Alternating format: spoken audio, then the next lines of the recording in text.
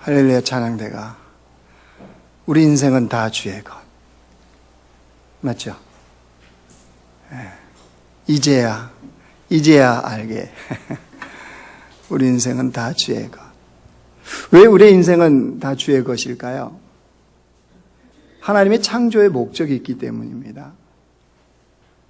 하나님께서 우리를 그냥 지으신 것이 아니고 창조의 목적을 두고 지으셨기 때문에 우리 인생은 주의 것이 될 수밖에 없죠. 근데 그 목적을 두시고 주님이 그냥 살아라 이게 아니고요. 다 살아갈 수 있는 은사를 우리에게 다 주셨습니다. 여러분 동물을 봐도요. 동물들에게도 다 동물로서 살아갈 수 있는 은사를 다 주셨어요. 여러분 닭은 특별히 노력하지 않아도 닭이 됩니다. 고양이는 학원에 안 다녀도 고양이로 살아갑니다. 반면에 닭이 아무리 노력해도요. 독수리가 안 됩니다. 고양이가 아무리 훈련을 해도 호랑이가 될 수가 없습니다. 그냥 닭은 닭대로, 고양이는 고양이대로 하나님 만드신 그 목적에 따라 살아가면 그게 하나님께 영광이 되고 닭은 가장 행복하고요. 고양이도 가장 행복한 겁니다. 그게 또 하나님께 영광이 되는 거예요. 우리 인간도 마찬가지입니다. 하나님 우리를 창조하시고 뭐라고 그러셨나요? 땅에 생육하고 번성하여 땅에 충만하라. 땅을 정복하라. 땅을 다스리라. 이런 목적을 두고 우리를 창조하셨어요. 그리고 그냥 살아라 그러지 않으셨죠. 권세와 능력을 우리에게 주셨어요. 그 받은 바 그 은사를 갖고 살아가면 우리는 하나님의 백성으로서 하나님께 영광이 되는 그런 백성으로 사는 것이 가능합니다. 문제는 여기입니다. 인간이 죄로 말미암아 타락을 했어요. 그 다음부터는 하나님의 창조의 목적에서 벗어난 삶을 살려고 그래요. 마치 그게 근사한 것처럼, 거기에 행복이 있는 것처럼, 그게 좋은 것처럼. 이게 인간이 타락한 이후로부터 벌어지는 삶입니다. 미국의 중남부에 위치한 루이지애나주에 가면 그 주의 별명은 펠리컨이라고 그래요. 지도를 봐도 이렇게 끝에 중남부 쪽에 붙었는데 그 펠리컨의 주걱턱 아시죠? 이렇게 보셨죠? 영화 같은데 그 지역 자체도 이렇게 지도가 보면 그렇게 생겼더라고요. 근데 왜 펠리컨주라고 이렇게 별명이 붙여졌냐 그러면 해변에 사실 그 주의 해변에 펠리컨들이 굉장히 많이 와서 산다고 합니다. 그러니까 매년 수많은 관광객들이 이 펠리컨을 보러 오는 거예요. 문제는 꼭 관광객들이 오면 우리 인천에 가면 그 갈매기 날아다니 뭐 줘요? 그렇죠. 새우가 없는 새우깡을 주죠. 그거 갈매기들이 다 받아 먹잖아요. 그죠? 손에 들고 있어도 낚아채 먹고 던져줘도 땅에 떨어지기 전에 참 너무 신기하게 보이니까 을에 새우깡을 사가지고 가서 주죠. 여기 관광객들도 아마 그랬나 봐요. 펠리컨이 너무 귀여우니까 음식들을 자꾸 던져주는 거예요.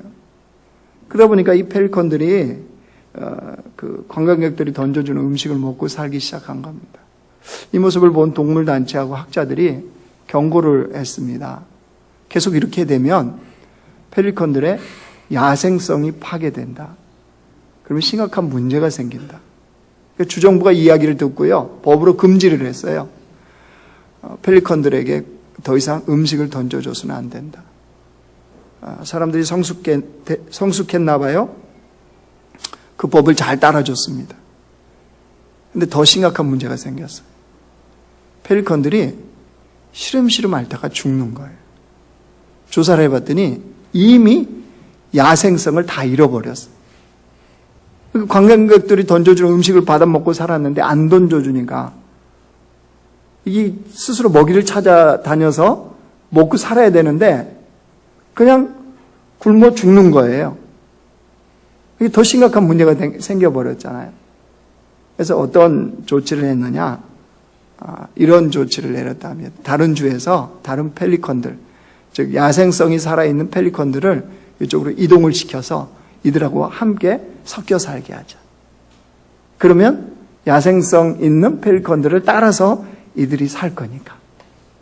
실제 그렇게 했는데 놀라운 일이 벌어졌어요. 기존에 그 야생성을 다 잃어버렸던 펠리컨들이 그 야생성이 있는 펠리컨들을 따라서 자유롭게 날아다니면서 물고기를 잡아먹는 걸로, 그런 펠리컨으로 변화가 된 거예요. 저는 이 이야기를 보면서 그런 생각을 했어요. 우리가 하나님의 창조의 목적대로 우리가 살아야 되는데 그러지 못할 때 하나님은 우리 인생에 어떤 작업을 하실까? 펠리컨은 주정부에서 음식물을 더 이상 던져주지 못하도록 법을 정하는 걸 알아요, 몰라요? 모르죠. 왜 다른 곳에 있는 야생성이 살아있는 펠리컨을 왜 자기들한테 투입했는지 알아요, 몰라요? 모르죠. 전혀 몰라요. 그런데 그 일은 그렇게 이루어졌잖아요. 우리 인생에도 하나님의 창조의 목적대로 우리가 살아갈 수 있도록 하나님은 어떤 작업을 하실 거 아니에요. 그죠? 그리고 혹시 야생성을 잃어버린 이 펠리컨과 같은 우리의 삶의 모습은 무엇일까? 근데 야생성 다 잃어버리고 관광객이 던져주는 음식을 먹으면서 펠리컨은 문제의식 모르거든요. 배부르면 좋은 거거든요. 근데 혹시 우리가 그냥 우리 생각에 그 펠리컨이 그냥 음식 던져줘서 그날 배부르면 좋고 살고 뭐 이렇게 내가 펠리컨이다 뭐 이런 건 다 중요치 않고, 우리 역시 마찬가지로 내 인생에 내가 원하는 어떤 물질이 주어지고 어떤 건강이 있고 또 명예가 있고 권력이 있고 또 소위 말하는 세상에서 출세하는 백성으로 살아가면 아무런 문제의식 없이 살아갈 수 있지 않습니까? 돈이 갑자기 생기면 막 문제의식 느끼시나요? 갑자기 일이 잘 풀리면 막 문제의식 느껴요? 할렐루야, 찬양대. 찬양이 막 갑자기 충만한 문제의식을 느껴요? 못 느끼거든요. 하나님은 아시잖아요. 그러니까 우리 인생에 어떤 작업을 하세요. 근데 하나님이 하시는 작업 중에요, 많은 작업이 뭔지 아세요? 우리 인생을 위기 상황으로 딱 몰아넣습니다. 갑자기 법으로 음식을 못 던져주게 한다. 펠리컨들이 알았다고 생각해 보세요. 아니 어느 날 음식을 안 던져주잖아요. 그 아줌마들이, 그 아저씨들이. 얼마나 위기예요. 그죠? 아니 갑자기 다른 동네에 있는 펠리컨들이 왔잖아요. 이것들은 가만히 있는 게 아니라 막 날아다니잖아요.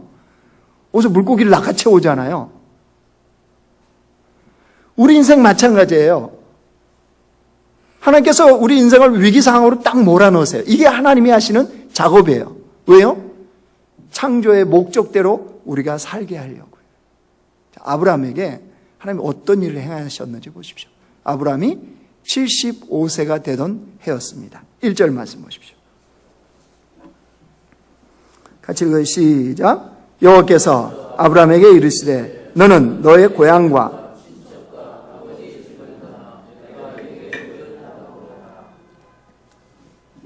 하나님이 아브라함에게 떠나라고 세 가지를 얘기하세요. 뭘 말씀하세요? 고향, 친척, 아버지 집.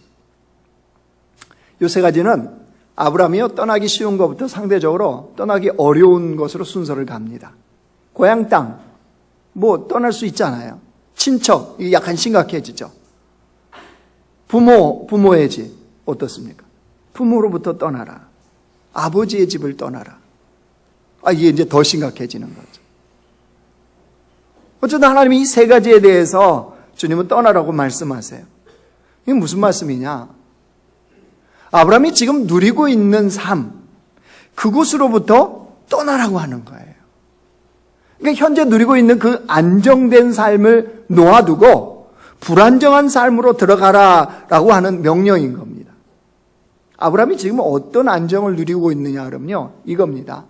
아브라함이 지금 살고 있는 지역은요, 바벨론 제국의 갈대아 우르라는 지역입니다. 이 시대에, 이 당시에 이 갈대아 우르는 문명의 최고의 꽃을 피우고 있었습니다. 청동기 문화의 그 발상이 어디냐? 발상지가 여기예요. 그러니까 이 정도로 사람들이 살았답니다. 그 당시에. 여러분하고 비교해 보세요. 여러분 지금 이 이야기를 들으면 아이고 우리가 더 못 살고 있구나라고 생각할지도 몰라요. 이 당시에 소위 말하는 서민들은 2층 집에 살았답니다. 여러분 2층 집 있나요? 자, 소위 말해서 중산층. 우리 늘 중산층 그러는데. 중산층이면 이 당시에 중산층은요. 큰 집에 살았는데 방이 무려 14개 이상이었답니다. 14개 이상. 여러분, 이 당시에 수세식 화장실이 있다는 거예요. 그러니까 그 한가운데 누가 살고 있어요? 아브라함이요, 아브라함이. 여러분, 아브라함이 마지못해 죽지 못해 여기서 사나 뭐 다른 데서 가서 사나 어차피 죽는 거니까 가자 이거 아니에요. 충분히 안정된 삶을 지금 아브라함이 누리고 있는데 하나님 뭐래요? 자, 1절 다시 보세요. 너의 고향과 친척과 아버지의 집을 떠나, 그 다음 보세요. 내가 내게 보여줄 땅으로 가라. 보여줄 땅으로 가라는 게 무슨, 이다음부터 이제 이 백성들이 다 무슨 생활해요? 유목민 생활하죠, 유목민. 떠돌이 생활이요. 여러분, 유목민 생활은 이게 언제, 야생, 짐승들이 공격해 올지 모르는 상황입니다. 도적대가 어디서 출몰할지 어떻게 합니까? 자연재해는 어떤가요? 어디 가다가 자연재해 만날지 어떻게 알아요? 그러니까 지금 이 하나님의 명령에 따라 아브라함이 갔을 때는 철저하게 불안정한 삶입니다. 불안정한 삶. 근데 더구나 결국 가나안 땅으로 옮기시잖아요. 근데 가나안 땅 어떤 땅인 줄 아세요? 6절 가보세요. 6절 같이 읽어 시작. 아브라함이 그 땅을 지나 세겜 땅 모래 상수리 나무에 이르니 그때 가나안 사람이 그 땅에 거주하였더라. 누가 터를 잡고 살고 있어요? 가나안 사람들이 이미 잡고 땅을 다 차지하고 살고 있죠, 지금. 아브라함이 내가 하나님의 명령에 따라왔다. 이 땅은 하나님이 내게 주신 땅이다. 그러면 가나안 사람들이 그래, 그렇냐? 그러면 우리가 다른 지역으로 옮길게. 이랬겠지요?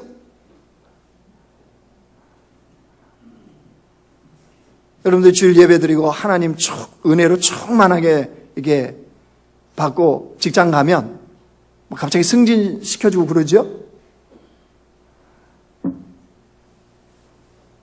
여러분, 그런 삶이 지금 아니에요. 여러분, 기억하십시오. 우리가 하나님의 인도하심을 따라 간다 할지라도, 주의 뜻에 따라 그 길을 간다 할지라도, 하나님 모든 것을 다 해놓고 우리를 부르시는 게 아니에요. 가나안 땅이란 그곳에 다 해놓고 하나님이 부르신 게 결코 아니라는 거예요. 그러니까 하나님의 뜻에 따라 하나님을 따라가면 모든 게 만사 오케이, 편하고 넓고, 이게 아니에요. 좁고 불편하고 가시밭길이고 험난하고. 여러분, 이게 하나님이 우리를 이끌어 가시는 그 길이라는 사실이에요. 철저하게 어떤 삶이요? 불안정한 삶이요. 왜 내가 요즘 하나님을 잘 믿으려고 하는데 이렇게 삶이 어렵냐? 왜 주님을 자꾸 대면하며 살려고 그러는데 왜 이렇게 안 풀리냐? 일천독이라고 누가 이렇게 현수막 크게 걸어놔갖고 그냥 사인하고 누가 읽었나 이렇게 보고, 그래서 내가 그래 좋아, 이 기회에 신앙생활 내가 10년 만에 처음으로 성경 일독해보리라, 이런 분들 많죠? 다 알아요. 대답 안 하셔도 알아요. 신앙생활 10년 만에 성경을 처음으로 일독한 거예요. 기적이죠, 기적. 기적 중에 기적은요, 예수 믿으면서 말씀을 안 본다는 거. 놀라운 기적이야. 이거는 있을 수도 없는 기적이 벌어지고 있는 거죠. 드디어 그렇게 마음 먹고 성경을 읽었어요. 일독이 뭐예요? 그래, 읽은 김에 이독하자. 그 우리 기대감은 뭐예요? 뭔가 있어야죠. 나도 하나님 앞에 이렇게 했는데 하나님도 염치가 있으셔야지. 그죠? 좀 이렇게 얼마나 좋아요. 성경 오독했더니 하나님이 5억을 주셨대더라. 피부에 화가 났죠. 10독 했더니 10억 주셨. 이야, 안 읽은 사람이 어디서 안 읽은 사람이. 그죠? 그것도 남자교회 와서 읽으면 1억씩 준대. 이러면 이거 정말 교회가 수지 맞을걸요? 이런 일이 벌어져요, 안 벌어져요? 전혀 없어요. 아니, 거의 없어요.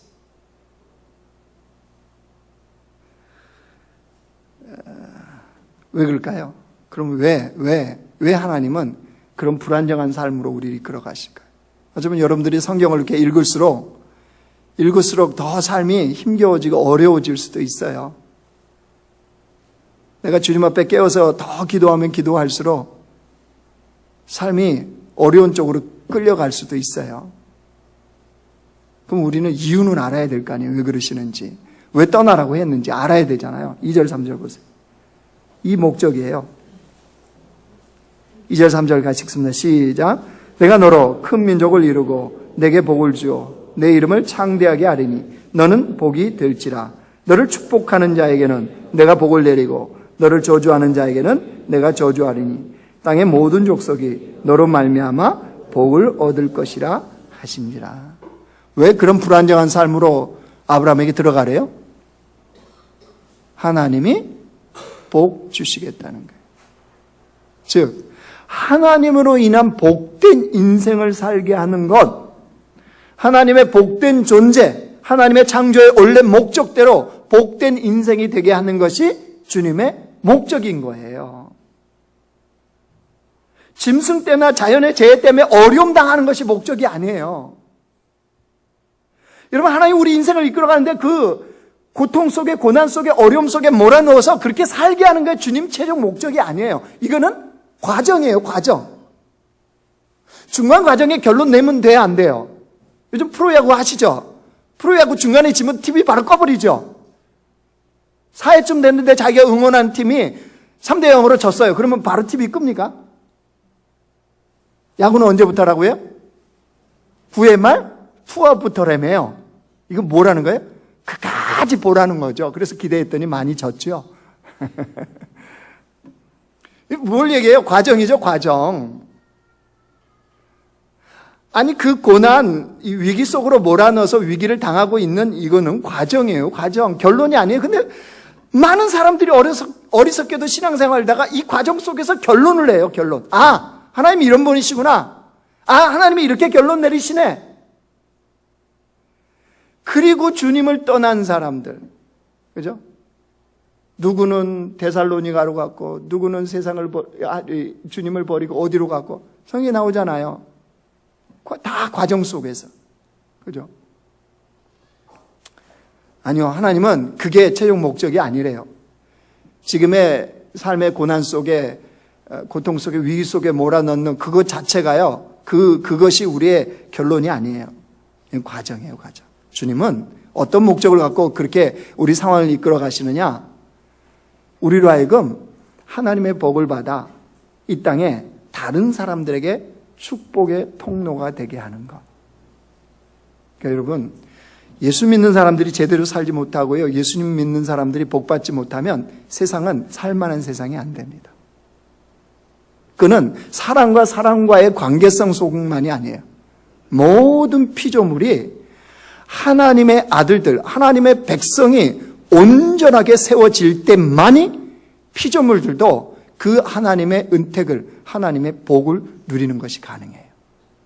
하나님 백성들이 망가지면요, 자연세계도 힘든 거예요. 왜냐하면 주님의 통치가 그렇게 돼 있어요. 우리가 그런 복된 존재로 만드시고자 하나님은 우리를 어디로 집어넣으신다고요? 위기의 상황 속으로 집어넣는 거예요. 그러니까 인생의 위기 상황을 만날 때마다 어떤 생각을 가져야 돼요? 나는 인생이 수지 맞았구나. 이렇게 생각하면 되는 거예요. 그죠? 자, 옆에 사람 얼굴 보시고 한번 얘기해 줍시다. 당신 인생은 수지 맞으셨군요. 시작. 이건 무슨 말이에요? 고난이 계속되기를 축복합니다. 이 말이에요. 그죠? 아니, 주님 안에 있으니까요. 그 고난으로 우리를 죽이시지 않는다니까요. 그 위기로 우리를 죽이시는 것이 주님의 목적이 아니라니까요. 사도 바울을 봐도 알 수 있어요. 여러분, 사도 바울은 하나님이 선택했어요. 복음 때문에. 그렇죠. 그래서 사도 바울이 사도행전에 보면 1차 전도여행, 2차 전도여행, 3차 전도여행을 합니다. 3차 전도여행을 마무리하면 사도 바울은 어디 가야 되냐면 로마를 가야 돼요. 왜냐하면 하나님께서 최종 목적지로 로마를 선택하셨거든요. 그래서 바울을 이렇게 보내려고 하는 거예요. 자, 사도 바울이 이제 알았어요. 그래서 3차 전도여행을 마치고 예루살렘에 딱 도착합니다. 얼마나 험난했습니까? 얼마나 어려웠습니까? 전도여행 자체가. 복음을 전하고 다니는 것이. 근데 예루살렘에서 그런 바울에 대해서 무슨 환영하고 뭐 파티를 준비하고 이게 아니었어요. 당장 뭐가 기다려요? 환난과 핍박이요. 누구요? 유대인들이요. 바울이 복음을 전하는 때부터, 아니 예수 그리스도를 만나고 변화된 그때부터 유대인들은 바울을 핍박하고 바울을 죽이기 위해서 난리를 쳤습니다. 그러니까 바울이 또 예루살렘에 도착해서 예수 그리스도의 복음을 전하니까 유대인들이 가만히 있을 리가 없죠. 난리가 났어요. 그러니까 이 모습을 누가 봤냐 그러면 총독 벨리스가 봤습니다. 여러분, 만약에 예루살렘에 소요가 일어난다 그러면 이게 로마 황제로부터 책망을 받을 거거든요. 그래서 그런 소요가 일어나자 이 총독 벨리스가 어떻게 하냐면요, 바울을 급히 구금을 합니다. 예루살렘의 감옥에 집어넣어요. 근데 그 감옥에 들어간 횟수가 몇 년이 돼버린 줄 아십니까? 사도행전 24장 보여주세요. 같이 읽어요. 시작. 이때가 지난 후 보르기오 베스도가 벨릭스의 소임을 이어받으니 벨릭스가 바울을 구류하여 뒀다는 건 감옥에 가뒀다는 거죠. 근데 첫 시작이 뭐예요? 이때가 2년이죠. 2년이 지난 후에 벨릭스의 후임으로 누가 왔대요? 베스도 총독이 왔대요. 그때까지 바울은 뭐 했대요? 감옥에 갇혀 있었다는 거죠. 여러분, 이해가 됩니까? 이게 지금? 바울의 최종 목적지는 예루살렘이 아니에요. 그것도 하나님이 로마에 가라고 그랬잖아요. 로마에 가서도 복음을 전해야 하리니 하나님 분명하게 말씀하신 거예요. 그럼 하나님 그렇게 보내실 거예요. 그러면 바울의 생각이나 우리의 생각이나 어떻게 해야 돼요? 예루살렘의 감옥에 갇혀 있는 순간 하나님 기적 일으킬 수 있잖아요. 빨리 감옥에서 나오게 한 다음에 로마로 가게 해야 되는 게 맞지 않아요? 아니, 내가 주님을 오늘 좀 졸리신가 봐요? 내가 설교를 그렇게 하고 있군요. 성격을 좀 죽이고 잔잔하게 설교하려고 그러면 안 돼요. 그러니까 원래대로 할게요. 아니, 바울의 바램이나 우리의 바램이나 좀 신앙생활 이렇게 좀 제대로 하려고 그러면 하나님이 짜잔하고 기적을 베풀어주면 복음 전파에 하나님도 좋고 나도 좋고 옆에 보는 사람도 좋고 얼마나 좋아요. 그죠? 하나님 손해볼 거 없잖아요. 아니 기적을 마른 막대기로도 못 만드시는 분이 다 하실 수 있잖아요. 무에서 유를 창조하신 하나님, 말씀으로 천지를 창조하신 하나님이잖아요. 그러면 우리의 삶의 계산에 좀 내가 이렇게 하면 주님 이렇게 딱딱 열어주시면 얼마나 좋아요. 감옥에서 나오면 바로 로마에 가고 복음을 전해서 짠! 온 세계 열방의 복음 얼마나 좋습니까? 근사합니까? 근데 2년 동안 아니라 감옥에 가둬둬요. 이게 도대체 뭔 말입니까? 도대체 이게 뭐예요?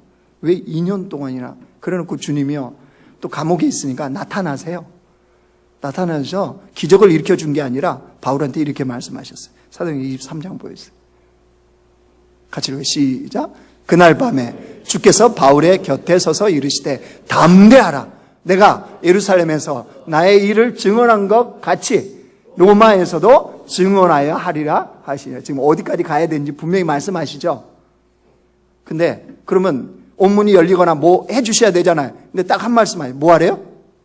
담대하래요. 이 말은 무슨 말이죠? 담대하게 2년 동안 감옥에 있어라. 신앙생활 온전하게 하려고 그랬더니 위기 상황 딱 집어넣어놓고 주님이 담대하라. 이 말씀 들으면 무슨 생각이 들겠어요? 주님, 좀 뭘 보여주셔야 내가 담대하지.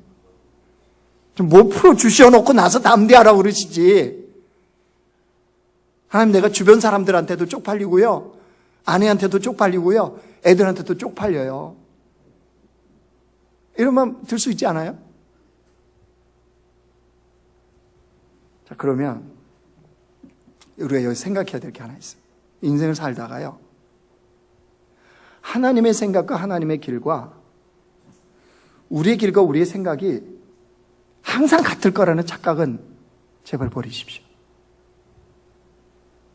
내가 이렇게 가면 하나님이 이렇게 풀어주시고, 내가 이렇게 가면 하나님이 이렇게 하시고, 우리는 많은 생각을 해요. 근데 항상 그것이 하나님과 일치할 거라는 거, 착각입니다. 더 중요한 거는 하나님은 틀리신 적이 없어요. 대부분 내가 틀려요. 나는 정당하고 합당하게 생각하는데 내가 틀려요. 여러분, 이 생각을 하시고, 그러면 바울의 그 2년의 감옥 생활이 과연 그 인생의 복된 시간이었냐는 거죠. 과정이라며요. 진짜 복이었을까요? 자, 이렇게 이 말씀을 생각해 보십시오. 바울이 복음을 전하면 항상 유대인들이 따라다녔어요. 왜요? 반대하려고. 그러다가 이게 이제 도저히 안 되니까 자결단이 하나 생겼습니다. 유대인 40명으로 모인 자결단입니다. 이 자결단의 목적은 딱 하나입니다. 바울을 죽이는 거예요. 바울을 죽여 없애는 거예요. 여기에 바울을 죽이기 전에는 이 목숨을, 즉 음식을 먹지도 않고 뭐 잠은 자지 않, 이 정도로 각오한 거예요. 아주 목숨 건 40명의 자결단이 바울 주변에 딱 포진하고 있습니다. 그래서 총독에게 계속 상소를 해요. 이 문제다, 제가. 그래서 재판정을 옮겨달라고 그래요. 옮기면 어떻게 하냐 그러면요, 그 중간에 길에서 바울을 죽이기 위해서 이 40명이 호시탐탐 노리고 있습니다. 자, 여러분 생각해 보세요. 우리 생각에는 바울 생각처럼 로마에 빨리 가야 되니까 감옥에서 베스트 총독이 풀어줘 버렸어요. 아니, 벨릭스 총독이. 풀어주는 순간 어떤 일이 벌어지겠어요? 예, 바울은 예루살렘 길거리에서 피를 흘리고 그냥 아웃될 겁니다. 하나님 그렇게 안 하셨잖아요. 2년이라는 감옥의 시간을 통해서 바울에게 하나님이 깨닫게 하신 사실이 하나 있었어요. 바울은요, 예수님을 만난 다음부터 자신의 삶에 있는 모든 것을 배설물로 여겼어요. 자신의 스펙, 똑똑함, 출신, 그 어떤 것 다 배설물을 여긴다고 그랬어요. 그리고 감옥에 앉아 있는데 바울에게 깨달아지는 게 하나 있었어요. 왜 자신을 태어나면서부터 로마 시민권자가 되게 했을까? 바울은 예수님을 만난 다음에 그걸 버렸거든요. 근데 그 감옥 속에서 왜 나는 로마 시민권을 가진 자로 하나님이 태어나게 하셨을까? 이 생각이 든 거예요. 그래서 바울이 했던 게 뭔지 아세요? 로마 시민권을 가진 자는요, 어떤 사건이 벌어지면 로마 황제에게 재판을 받을 권리가 주어져요. 그 전에는 어떤 누구도 재판이 안 돼요. 결론이 안 돼요, 그거는.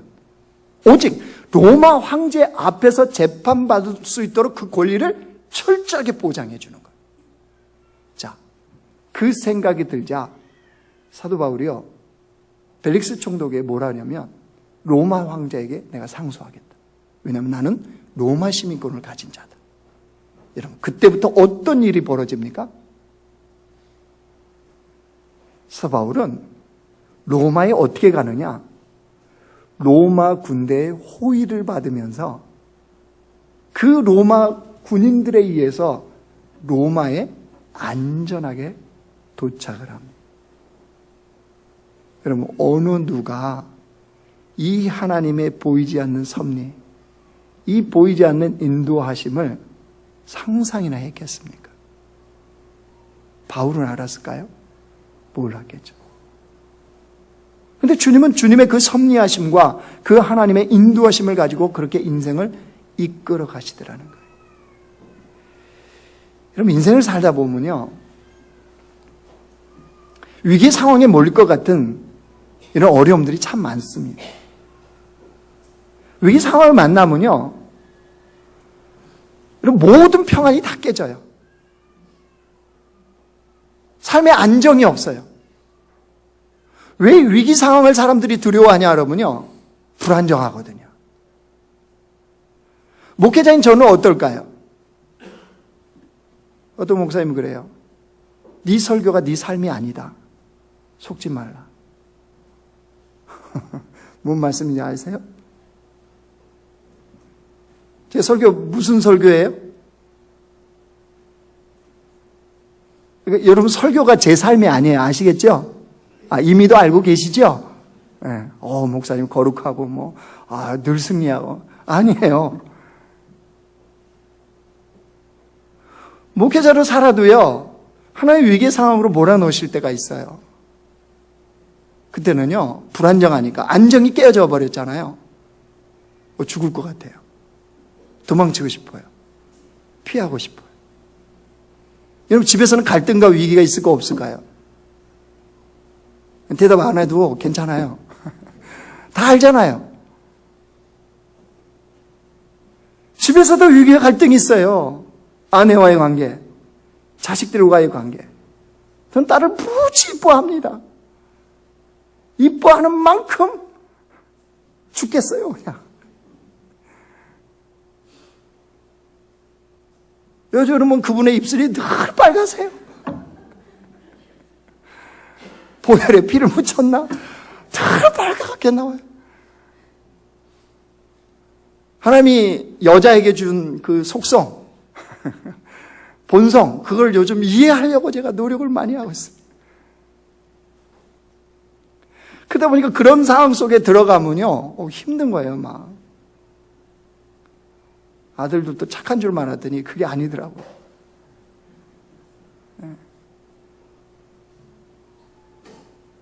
중고등학생 때까지는 힘없어서 맞은 거였어요.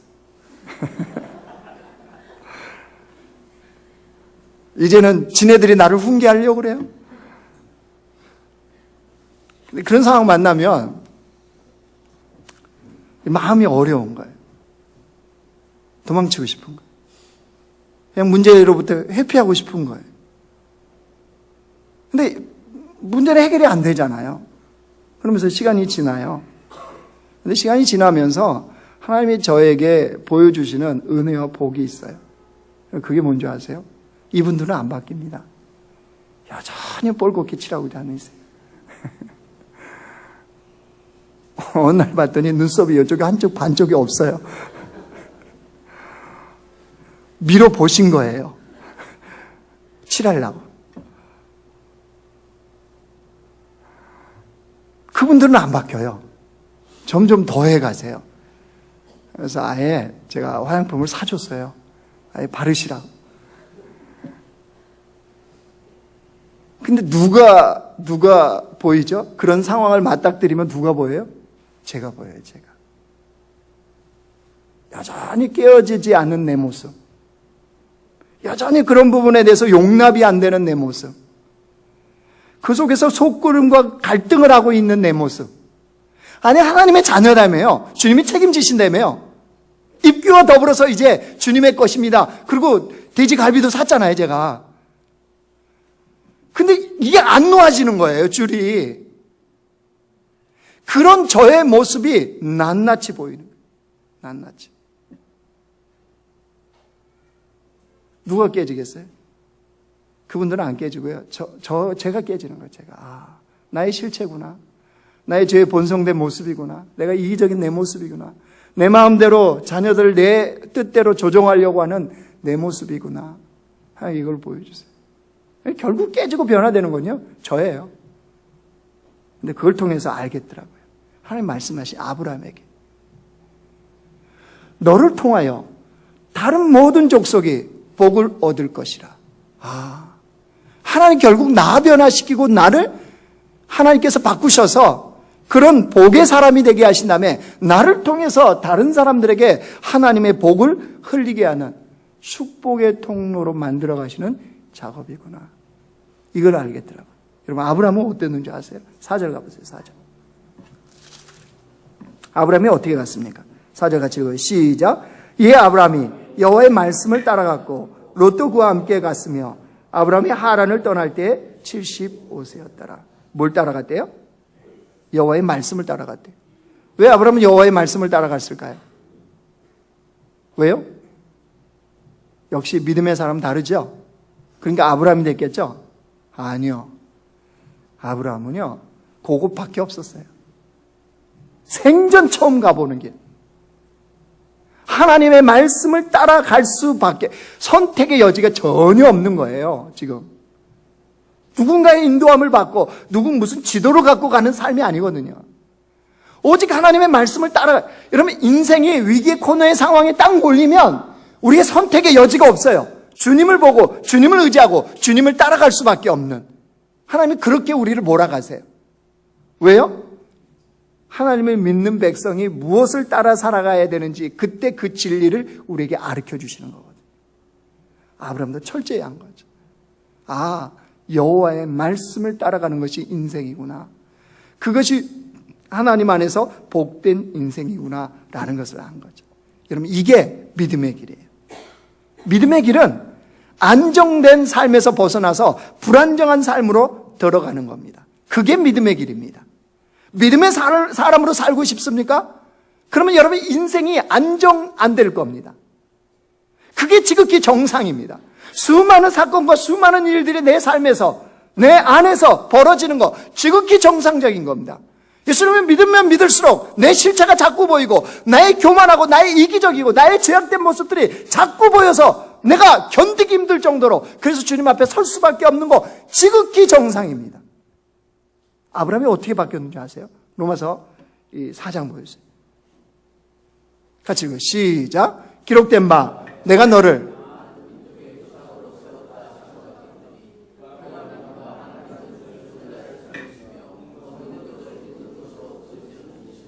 그다음 아브라함이 바랄 수 없는 중에 바라고 믿었으니 이는 내 후손이 이가 드리라 하신 말씀대로 많은 민족의 조상이 되게 하려 하심이라.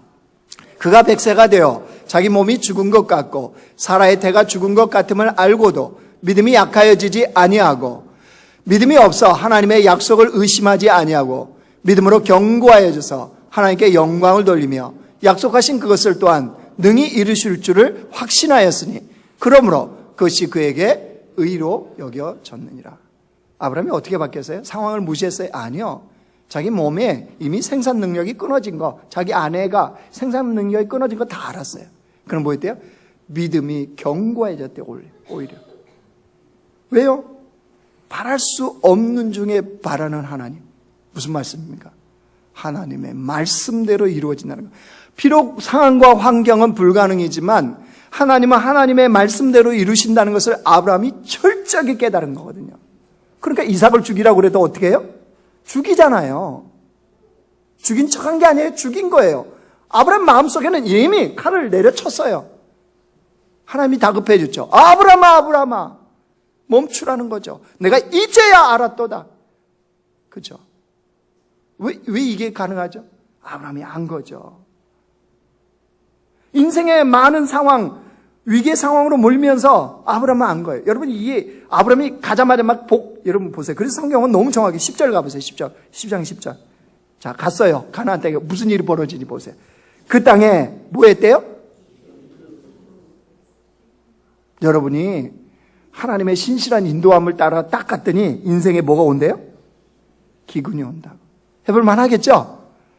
신앙생활 재미있죠? 스펙타클하죠? 이게 신앙생활이에요, 여러분. 그냥 밋밋하게, 여러분, 여행을 간다 그러면 여행이 밋밋하게 그냥, 좋네, 보고 오고 이렇게 사진 찍고, 이러면 좋아요? 아니면 여행에, 많은 사건들이 막, 호랑이가 나타나더니 갑자기 절을 하고, 곰이 나타나니 웅담, 우루사, 그러시고, 그런 여행을 하고 왔다 어떻게 했어요? 정말 기억에 남겠죠? 너무 좋겠죠? 우리 인생이요. 여행이잖아요, 여행. 이 땅에서. 주님 나라 천국으로 가는 여행 아니에요? 그렇다면 여러분 그게 여행이라면 수많은 일들이 주님 안에서 벌어지는 게 좋은 거지. 그냥 아무 일 없이 밋밋하게 하루 세끼 먹고 들어오는 돈 쓰고 그냥 TV 보고 하겠어요? 여러분이 지금 속으로 질문하네요. 목사님, 그런 여유 있는 인생 하루만 살아봤으면. 여러분, 그거 아니어도 제대로 가고 있는 거예요, 지금. 지극히 정상이라는 거예요. 이제 말씀을 정리하겠습니다. 여러분, 하나님 믿는다는 건 다른 거 아닙니다.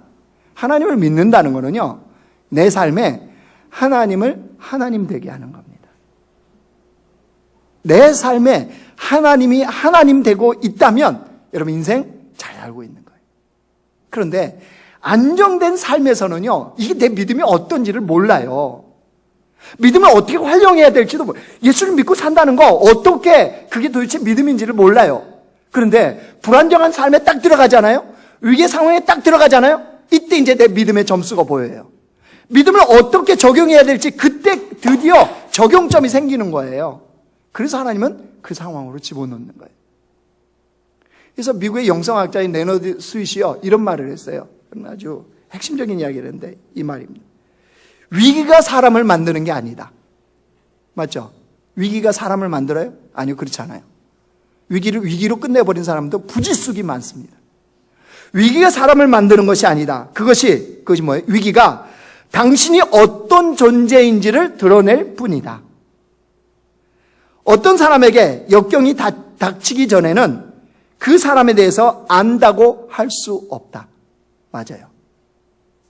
사람은 고난 경험해야 그 사람이 어떤 사람인지 알아요. 역경은 당신의 문제가 무엇인지 보여준다.